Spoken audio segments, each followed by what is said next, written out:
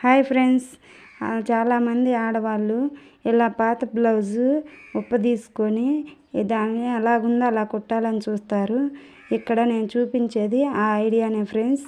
ఇది అలా కుడితే తప్పు ఎలా పోతుందో చూపిస్తాను, చూడండి ఫ్రెండ్స్. తర్వాత నేను కట్ చేసిన ముక్కలు ఉన్నాయి ఫ్రెండ్స్.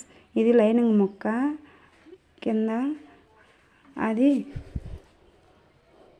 చూపిస్తాను ఎలా వేసుకోవటం. అది అలా ఓపెన్ చేస్తారు మీరు. పాత బ్లౌజు ఏ పార్ట్కి ఆ పార్ట్ తీసినప్పుడు ఇది వెనక బ్లౌజు, వెనక పార్ట్ ఇలా తీసుకొని, ఇది ఎదర పార్ట్, అవి చేతులు, షేప్ పట్టీలు. ఇలా ఉన్న బ్లౌజ్ని తీసి చాలా మంది కుట్టాలని ట్రై చేస్తూ ఉంటారు, కానీ తప్పిపోయింది అని వస్తారు చాలామంది నా దగ్గరికి. కానీ ఎందుకు తప్పిపోతుందో, ఎలా సరిగ్గా రావట్లేదు బ్లౌజ్ కుడితే ఇప్పుడు నేను చూపిస్తాను, చూడండి ఫ్రెండ్స్.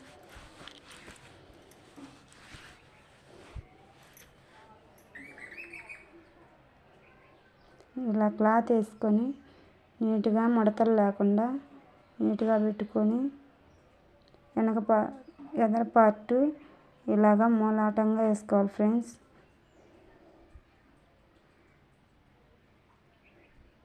ఇది వెనక పార్ట్ ఫ్రెండ్స్. హ్యాండ్స్,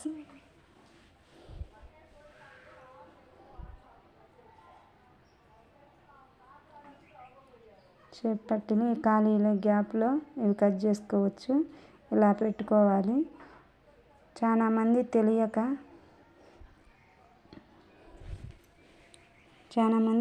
అదిగో ఇలాగేస్తారు ఫ్రెండ్స్.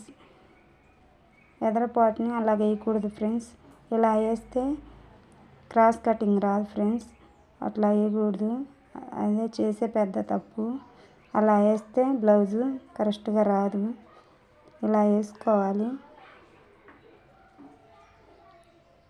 అలా వేసుకున్నాక గ్యాప్లో షేప్ పట్టీలు పెట్టుకొని కట్ చేసుకోవాలి ఫ్రెండ్స్. నేను లైనింగ్ ముక్క మామూలు బ్లౌజు కట్ చేసా ఫ్రెండ్స్, కాకపోతే మీకు అర్థం అవ్వాలని ఈ వీడియో చేస్తున్నాను, చూడండి ఫ్రెండ్స్. నీట్గా మనం క్లాత్ మీద ఎలా పెట్టామో అలా కట్ చేసుకొని కుట్టుకోవాలి. కొత్తగా నేర్చుకునే వాళ్ళు ఉంటే చూడండి ఫ్రెండ్స్. అలాగా ఎప్పుడు వేయకూడదు, మనం చేసే మిస్టేక్కే ఇది. ఒక్కటే అర్థం అవుద్దని ఇలా చేశాను ఫ్రెండ్స్.